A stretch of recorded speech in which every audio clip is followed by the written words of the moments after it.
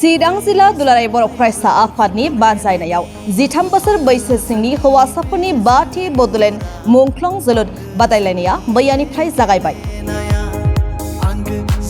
सिगां बोसोरफोराव खुंबोनाय बायदिनो देग्लायबो चिरां जिल्ला दुलाराय बर' फरायसा आफादा जिल्लानि सिङाव थानाय मोन 7 दखरा आफादफोरखौ लानानै मैयानिफ्राय रनसायदाम गसाइ गामिनि जोंफु क्लाब आरो लाइब्रेरिनि गेलेग्रा फोथाराव 13 बोसोर बैसो सिंनि हौवासाफोरनि 5थि बड'लेण्ड मुंख्लं जोलुर बादायलायनाय हाबाफारिखौ बेखेवनाय जायो। बे जोलुर बादायलायनाया मैयानिफ्राय जागायनानै बैथि दाननि 10 अक्ट'सिम सोलिगोन। मैयानि बेखेवजेननाय समनि बादायलायनाया बिजनी आरो बासुगाव दखरानि गेजेराव नारानाथा बादायलायनाया जानानै थाङो। बे जोलुर बादायलायनायखौ बेखेवना होयो एबसुनि लोगो गाहाय नेहाथारि दिनेश ब्रह्मआ।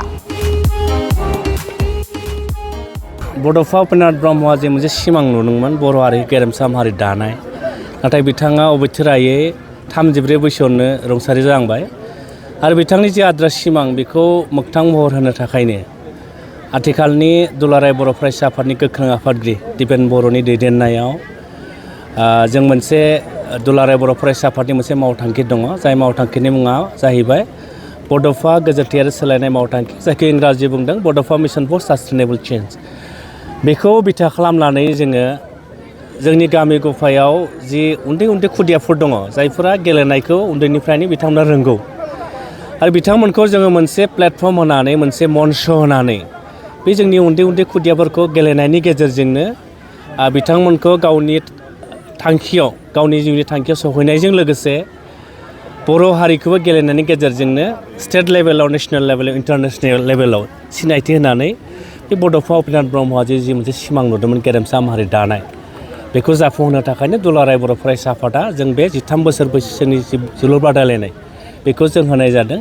जिल्ला आफादा होखांनायनि उनाव देग्लाय मिरु दुलाराय बर' फरायसा आफादा 4थि 13 बोसोर बैसोनि जोलुर बादायलायनाय जों बेखौ अक्ट'बर मासनिफ्राय जों जागायगोन आरो जों नुदों 13 बोसोर बैसोसिमनि जि जोलुर बादायलायनाय बेखौ होनाय लोगो लोगो जोंनि गामि गफायाव गोबां जोंनि खुदियाफ्रा फुटबल गेलेनायनि मोनसे जि स्किल, जि मोनसे आबहावा बे जादों आरो बेनि गेजेरजोंनो जोङो आथिखालाव जि जोंनि उन्दै उन्दै लाइमोन गथ'फोरखौ गाज्रि मोनसे थासारिया गाग्लोबदों, जेरै उन्दै उन्दै समावनो जौ लोंनाय, मबाइल गेलेनाय, जुवा गेलेनाय, ड्राग्स जानाय, डेनराइट जानाय, बैफोरबायदिखौबो जोङो गेलेनायनि गेजेरजोंनो दुलाराय बर' फरायसा आफाद गैया खालामनो हायो नामा, जों बेखौ सानदों आरो जोङो मोनसे लेभेलाव जों मोगथाङाव जों जाफुंहोनो हादों। मानोना उदालगुरि जिल्ला दुलाराय बर' फरायसा आफादा 2009 मायथाइयावनो बेखौ जागायदोंमोन। बिथांमोना 15 बोसोर जाबाय, कर'नायाव 1 बोसोर बिथांमोना होनो हायाखैमोन। बे उदालगुरिया 15 बोसोराव जिखिनि उन्दै उन्दै गथ'फोरखौ बिथांमोना लाबोबाय 13 बोसोर बैसोनि गेजेरजों, बै खुदियाफोरा देरनानै आथिखालाव Assam state electricity board, FCI बेबायदि मोजां मोजां क्लाबाव बिथांमोना गेलेनो खाबुखौ मोन्दों आरो आसाम पुलिस, इन्डियान आर्मिफोराव गोबां गेलेनायनि गेजेरजों बिथांमोना साख्रिखौ मोननो हादों। बे जोंनि थाखाय मोजां आरो जों सानदों दुलाराय बर' फरायसा आफादा जोंनि लेखा फरानि अनजिमायाबो एसे खमायलांदों। चिरां जिल्लायावनो बोसोराव 28% जोंनि लाइमोन गथ'फोरा स्कुल ड्रप आउट जादों। उदालगुरियाव 20%, क'क्राझार 15%।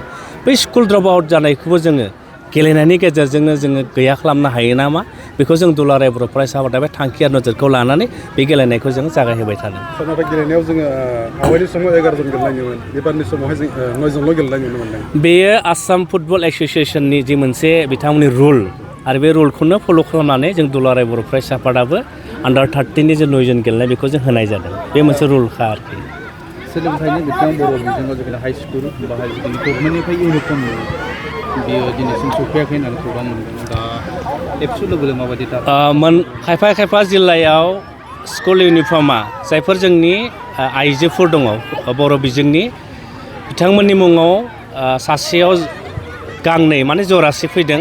नाथाय जों नुदों जायफोर ठेकेदारफ्रा बे बर'नि दख'नाखौ साप्लाय होदों, बे दख'नाया बर'नि जेबो आंगो सिनायथि गैया, एकदम प्लास्टिक बायदि। ओंखायनो जों बेखौ मोननाय लोगो लोगो जोंनि स्कुलनि अथ'रिटिया जोंनो खबर होनाय लोगो लोगो, गार्जेनफ्रा जोंनो कमप्लेन होनाय लोगो लोगो, फरायसाफ्रा कमप्लेन होनाय लोगो लोगो जोङो दुलाराय बर' फरायसा आफादा जोंनि जायफोर इउनिट कमिटि दङ, आनसलिक कमिटि दङ, जिल्ला आफाद दङ, जोङो थांनानै बेखौ स्टप खालामदों आरो जेब्लासिम दुलाराय बर' फरायसा स्पष्ट दख'नाया जाबाय बर' हारिनि सिनायथि दख'नाया जोंनि गाननाय जोमनाया जाबाय जोंनि बर' हारिनि हारिमु आरो हारिमुनि गेजेरजों मोनसे हारि सिनायथि मोनो ओंखायनो सोरबा जुदि बर'नि गाननाय जोमनाय दख'नाखौ जुदि 2 नम्बरै खालामनो नागिरदोंब्ला दुलाराय बर' फरायसाफोरा जों मालाबा गनायना लाया बेखायनो जोङो जेब्लासिम जोंनि खुदियाफोरा जोंनि आंगो दख'नाखौ मोना बै समसिम थिकादारफोरखौ जोङो राननो होनाय जाया होननानै जोङो मोनसे राननायखौ जों बन्द' खालामनानै दोनदों